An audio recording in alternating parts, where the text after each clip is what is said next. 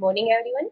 Myself, Dr. Pushpa, Assistant Professor in Physiotherapy Department of RPIIT, Technical and Medical Campus, Karnal.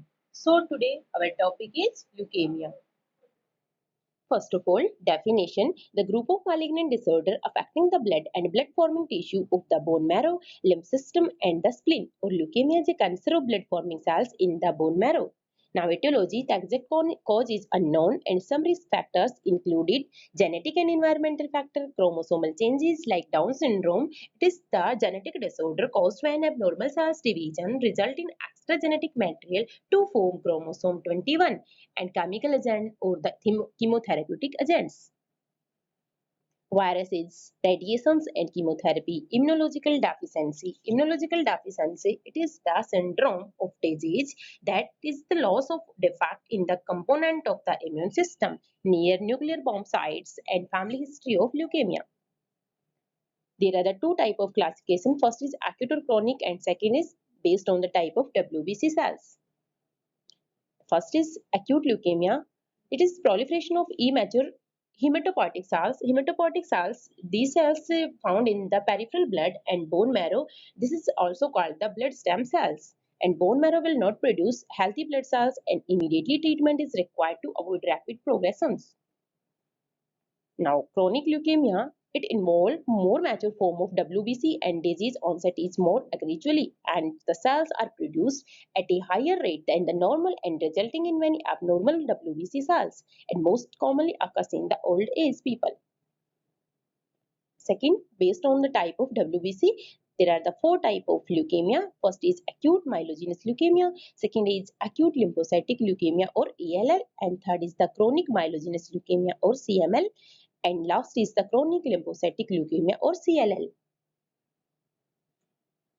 First is acute myelogenous leukemia, and this leukemia, it means they represent only 1/4 of all leukemia and onset is abrupt means the uncertain or unexpected and increasing incidence with advancing age, increasing the incidence between 60 to 70 years of age and characterized by uncontrolled proliferation of myeloblasts like precursors of basophils and the eosinophil cells.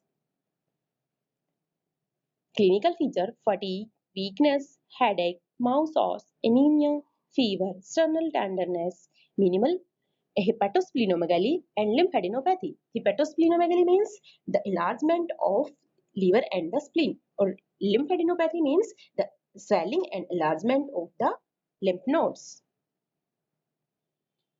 Now, diagnostic features low RBC count, low HB count or platelets, and low to high WBC count. Now, acute lymphocytic leukemia, this is the most common type of leukemia in the children and incidence between 2 and 9 years of age in the older adults and immature lymphocytic proliferation in the bone marrow. Clinical feature like fever, pallor, anorexia, fatigue and weakness. Pain in the abdominal region, joint and the bone, lymphadenopathy, weight loss, hepatosplenomegaly, headache or mouth sores.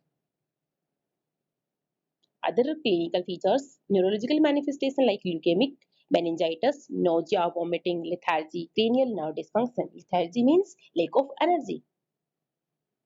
Diagnostic features, low RBC count, HB, platelet count, low WBC count. Chronic myelogenous leukemia. And there are the 15% to 20% of all cases of leukemia and it associated with benzene exposure and high dosage of radiations. Benzene exposures cause harmful effect on the bone marrow and can cause a decrease in the RBC leading to anemia. Chronic myelogenous leukemia, the clinical feature no symptoms early in the disease, the fatigue or weakness, fever, sternal tenderness, weight loss, joint pain, bone pain, or the massive splenomegaly. Massive splenomegaly means excessive enlargement of the spleen. Investigations, low RBC count, low HB count, normal number of the lymphocytes and normal or low number of monocytes. Common chronic lymphocytic leukemia. The common leukemia in the adult and most commonly seen in 50 to 70 years of age, and it is characterized by productions and accumulation of functionally inactive but long-lived small mature appearing lymphocyte cells. The clinical feature chronic fatigue, anorexia, splenomegaly, and lymphadenopathy, hepatomegaly, fever, weight loss, and frequent infections. Investigations: the mild anemia, thrombocytopenia with disease progressions, and total WBC count is more than 1 lakh per microliter, an increase in peripheral lymphocytes, and increase in the presence of lymphocytes in the bone marrow. Chemotherapy, the first stage and the second stage. First stage induction therapy. Induction therapy attempt to induce or bring about a remission, and in the second stage, the post-induction or post-remission chemotherapy. There are the three therapies: intensifications, consolidation, and maintenance therapy.